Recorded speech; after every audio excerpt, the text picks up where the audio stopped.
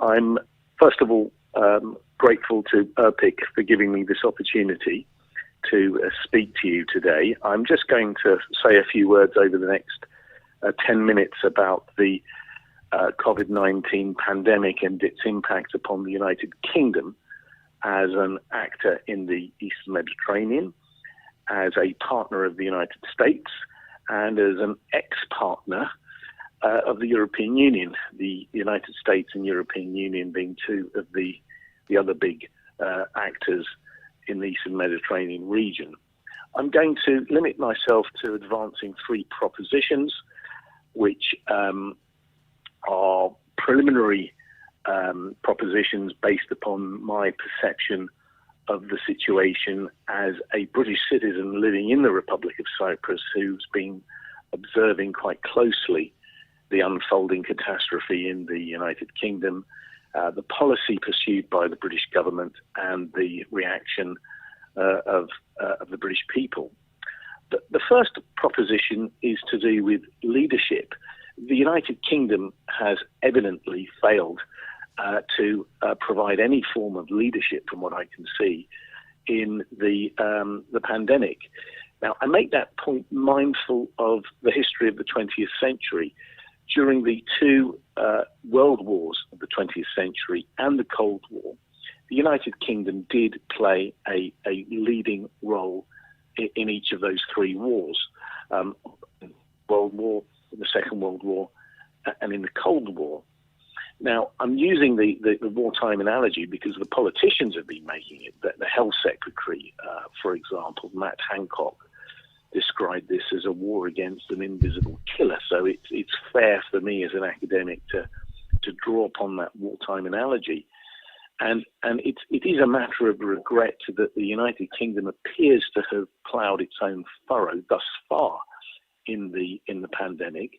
There appears to have been, although the government denies it, a strategy predicated on the herd immunity concept. And that enabled or led to, if it was indeed the strategy, it led to the United Kingdom pursuing a very much independent-minded approach, which was markedly different from the one recommended by both the World Health Organization and the European Centre for Disease Prevention and Control. Now, nobody, from what I can see, with the possible exception of Sweden and a few other advanced nations, pursued the British approach, and there doesn't seem to have been any leadership role exhibited by the United Kingdom. This is interesting because, as I said, if we go back particularly to the First and the Second World War, where the United Kingdom was very much in the lead on the Allied camp, there has been no leadership role presented by the United Kingdom, either within the framework of the continent of Europe or more broadly within the Commonwealth. And indeed, having mentioned the Commonwealth, it's worth drawing attention to New Zealand, which has taken a markedly different path from the United Kingdom, as has the Republic of Cyprus and a number of other former British colonies or British territories. Now, time will tell whether the United Kingdom was right in pursuing this path. They've pursued their own furrow on previous occasions with some success, most notably in 1940 when the United Kingdom refused to follow France and bow to Hitler's Germany. The United Kingdom refused to enter into the Eurozone. It's gone its own way with Brexit. Whether the United Kingdom has pursued a wise move, it will be shown in the fullness of time. My preliminary view is that the United Kingdom has made a catastrophic blunder. It's failed to realize the fundamental importance of the right to life and the protection of human dignity and the need to protect the life and the welfare and the well-being of each individual person who lives in the United Kingdom. So that's my first point. My first point is the United Kingdom has not demonstrated any leadership on a regional or on a global level. And indeed, if we look at the Republic of Cyprus, where I live, it did not follow the British model to addressing the pandemic. The second point follows on quite neatly from my first point. It's to do with the right to life. What this pandemic has demonstrated is that the rule of law, which is one of the cornerstones of any democratic society, must be at the forefront of the mind of every political and military leader across the world, especially in the democratic world. If we study the ministerial statements issued by the Health Secretary, Matt Hancock, throughout this crisis, and if we study the prime ministerial statements issued by Boris Johnson, one fails to find any reference to the rule of law or the fundamental right to life. One finds repeated references to saving lives, protecting the NHS, and until recently staying at home. Those were the three slogans that the government was parroting on a daily basis until they ditched the stay-at-home message a few days ago. And what this really does demonstrate is that if you pursue a governmental policy, whether it's in relation to the pandemic or anything else, without regard to the rule of law and the fundamental right to life, you are asking for trouble. Now, that isn't to say that in certain circumstances lives should be endangered, such as in an armed conflict, particularly an armed conflict in which force is used in self-defense. So don't get me wrong, I'm not making a pacifist point, but what I am saying is that governments should have at the forefront of their mind the right to life. Now, if we look at the statistics published by the European Centre for Disease Prevention and Control, they tell their own story. Now, we should treat statistics with caution, as we know, but these are the only statistics we have that are pan-European and reliable to the extent that we can cite them with some hope of them being accurate. The European Centre for Disease Prevention and Control being an agency of the European Union. If we have a look at the league table, as it were, the countries with the very worst death rates are the United Kingdom, with 34,636 official deaths caused by or attributed to or associated with COVID-19. These are statistics published today by the European Centre. Second in the list is Spain with 27,650. Italy comes second with 31,908. Spain comes third with 27,650. So the United Kingdom tops the list in Europe, and on a worldwide scale, it's second behind the United States. That indicates to me something quite troubling, that the two of the leading nations, which are paragons of democracy, supposedly, two nations which are at the forefront of the so-called West, two nations which, on paper at least, champion the rule of law and democracy, have ended up, so far at least, with the very highest death rates. I'm referring, of course, to the United Kingdom and the United States. And this for me is deeply troubling. It's deeply troubling, not only because so many thousands of people have lost their lives prematurely or in devastating circumstances, or both. What it indicates to me is that there is a malaise in the democratic world.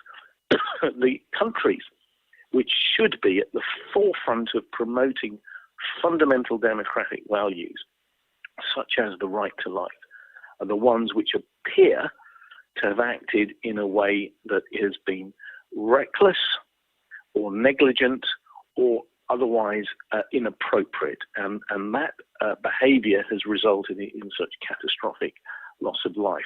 What's the relevance of that to the Eastern Mediterranean? The relevance of that to the Eastern Mediterranean is that the reputation of the United Kingdom, and by extension the United States, has inevitably plummeted. it's plummeted in circumstances which are not favourable either to those two countries, the UK or the US, and they're certainly not favourable to those of us in the Eastern Mediterranean who are believers in the rule of law and in democracy and in Western democratic values. So that is a second point that I want to make. It's to do with the damage that this pandemic has caused to the rule of law and to democratic values.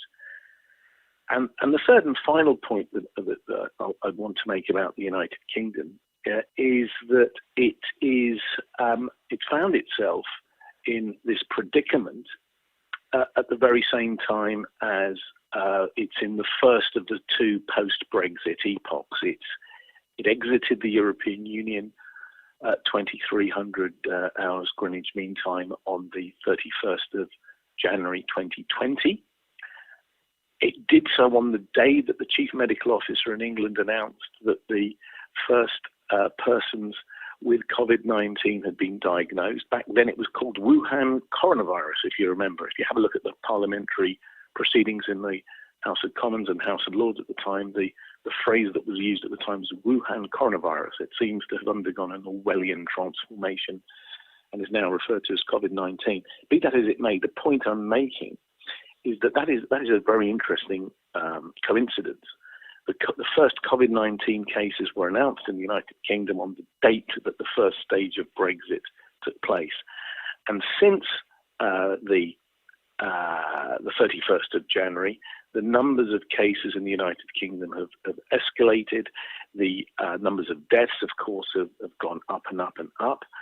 And the United Kingdom has found itself in this rather semi-detached position. It's outside the European Union, but it's subject to the European Union-United Kingdom withdrawal agreement, which ties the United Kingdom to the European Union, I'm summarising here, until the end of this year, and we'll see what happens at the end of this year, whether that renewal agreement is replaced by a more permanent agreement. The relevance of the Eastern Mediterranean is that since the United Kingdom acceded to the European Union on the 1st of January 1973, until the 31st of January 2020, the United Kingdom was both an ally of the US, a member of NATO by extension, but it was also a major actor in the European Union. The pandemic has coincided with the status of the United Kingdom as an ex-actor, an ex-member of the European Union, and that raises interesting geostrategic and geopolitical ramifications. It's interesting that the Republic of Cyprus, I can't really speak about Greece or any of the other EU members of the Eastern Mediterranean with any great authority. What this pandemic has demonstrated is that the Republic of Cyprus, by not following the United Kingdom, but by pursuing a more European path, is orienting itself, it's aligning itself much more closely with Europe and, for better or worse, German leadership in Europe. And that's a factor that needs to be taken into consideration. So to sum up, what I've tried to do in the last few minutes or so is put forward three propositions. Number one, the United Kingdom has not demonstrated any form of leadership in this war, so-called war against the pandemic. It's not exhibited the leadership role that it demonstrated during the two world wars in particular, and to a lesser extent the Cold War. Number two, the United Kingdom and the United States have not given primacy to or do not appear to have given primacy to the rule of law and the fundamental right to life and other democratic values as this pandemic has unfolded. And number three, in the Republic of Cyprus at least, the United Kingdom has to a considerable extent during the pandemic been eclipsed by Germany and the European Union, which is now dominated by Germany or influenced by Germany to a far greater extent than it did in the days before Brexit. So those are just three propositions which you are welcome to agree or disagree with, but I hope that in making them, I've given you some food for thought and some ideas to think about as time unfolds. Thank you for listening to me.